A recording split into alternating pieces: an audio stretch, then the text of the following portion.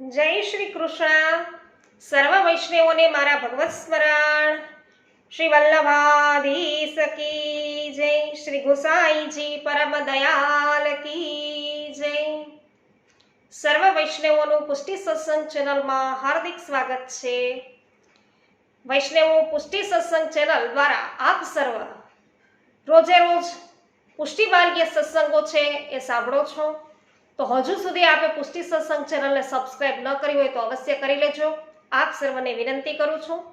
વૈષ્ણવો, તમને સત્સંગમાં આનંદ આવતો હોય, કોઈ સારી માહિતી પ્રાપ્ત થતી હોય તો વિડીયોને લાઈક, કમેન્ટ અને શેર કરવાનું ભૂલશો નહીં, જેથી દરેક વૈષ્ણવોને સત્સંગ છે પ્રાપ્ત થઈ શકે.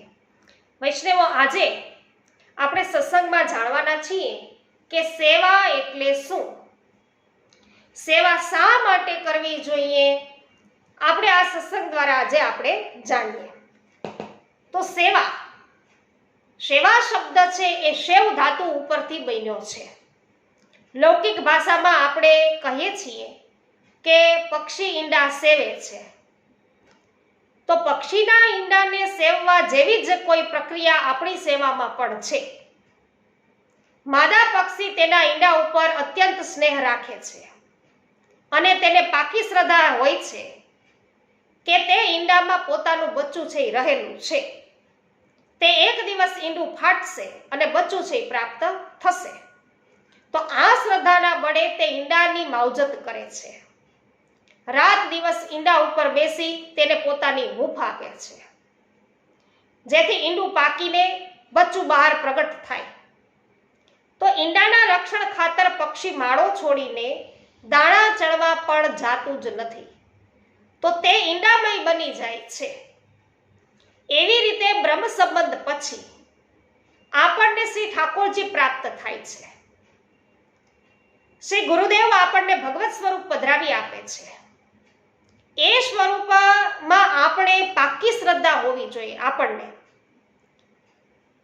એવી પાકી શ્રદ્ધા હોવી જોઈએ કે તે ફ્રેમ કરેલું ચિત્ર કે ધાતુની મૂર્તિ નથી, તે જડ પદાર્થ નથી, તેમાં સાક્ષાત શ્રી ઠાકોરજી બિરાજેલા છે.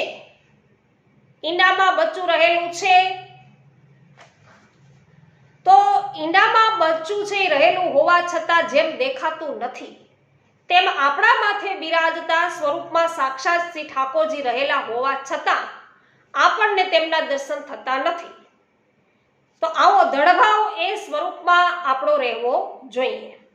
પક્ષી ઈંડાને હૂંફ આપે છે તેમ આપણે પણ આપણા માથે બિરાજતા સ્વરૂપને આપણા હૃદયનો સાચો પ્રેમ આપવો જોઈએ.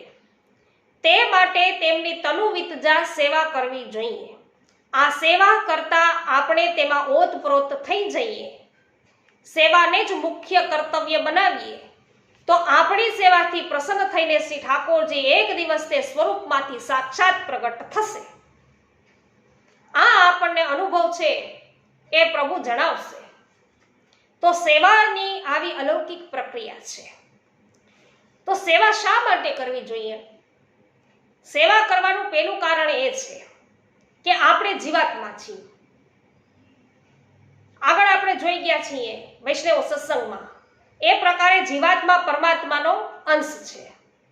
તે પરમાત્માથી છૂટો પડેલો છે. પરમાત્માને ફરી પ્રાપ્ત થવું એ જ તેનું લક્ષ્ય છે. સેવા દ્વારા જ પરમાત્માની પ્રાપ્તિ થાય છે. માટે આપણે સેવા કરવી જોઈએ. બીજું કારણ એ છે કે પરમાત્મા અને જીવાત્માનો સંબંધ છે એ સ્વામી સેવકનો છે અને સેવકનું કર્તવ્ય સ્વામીની સેવા કરવાનું હોય છે. તેથી આપણે શ્રી ઠાકોરજીની સેવા કરવી જોઈએ. ત્રીજું કારણ એ છે કે પરમાત્માથી છૂટા પડ્યાના કારણે જીવાત્મા છે એનામાંથી જે પરમાત્માનો આનંદ અંશ છે એ લુપ્ત થઈ ગયેલો છે. તેના કારણે આપણે જગતમાં દુઃખ ભોગવીએ છીએ અને સુખને શોધીએ છીએ. તો દુઃખની નિવૃત્તિ અને સુખની પ્રાપ્તિ માટે ધર્મ આચરણ છે એ મહત્વનું છે. દુનિયામાં ક્યાંય છે એ સાચું સુખ નથી. સાચું સુખ કેવળ પરમાત્મા પાસે જ છે. તેથી પરમાત્માનો આનંદ મળે તો આપણા દુઃખ દૂર થાય અને સુખનો અનુભવ થાય. તો પરમાત્માના દિવ્ય આનંદની પ્રાપ્તિ માટે એક જ રસ્તો છે, તે છે સેવા.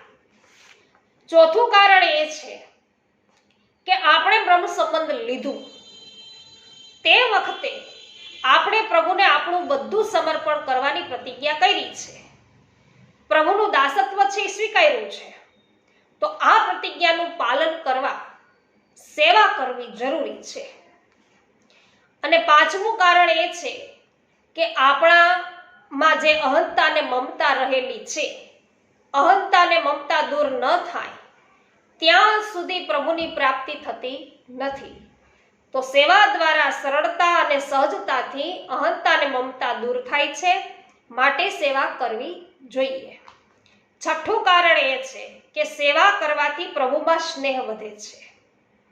એના કારણે ચિત્તમાં અલૌકિક આનંદ રહે છે. ચિત્ત સેવામાં પરોવાઈ જાય એટલે દુનિયાના કલેશ પછી પજવતા નથી અને જીવનમાં કોઈ સંઘર્ષ કે ચિંતા રહેતા નથી. જીવનમાં સુખનો અનુભવ થાય છે. માટે શ્રી મહાપ્રભુજીએ સેવા કરવાની આજ્ઞા કરી છે.